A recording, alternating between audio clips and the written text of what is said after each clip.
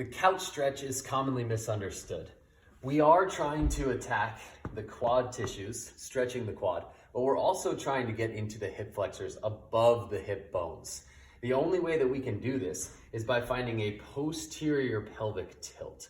So when we set up, a lot of us will think knee closer to the couch or knee closer to the wall is going to give us a better stretch. And while that may be true for the quads, it often puts us into this anteriorly tilted position.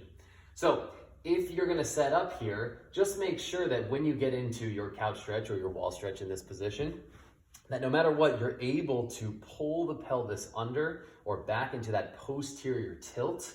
And all we're thinking about here is just squeezing and wrapping the butt cheeks down to tuck the pelvis.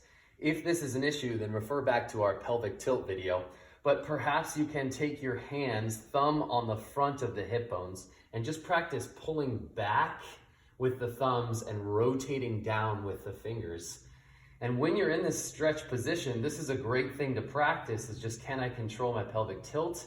Because as I come through to that posterior tilt, I'll start to feel exactly what's tight.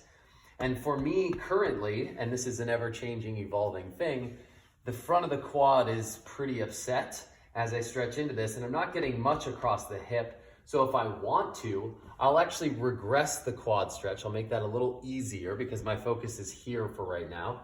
I'll get into that big tilt, and then I can reach up and over with a slight rotation. And while my quad is still being massively stretched, I can now start to feel these hip flexor tissues up above the hip bones stretching out.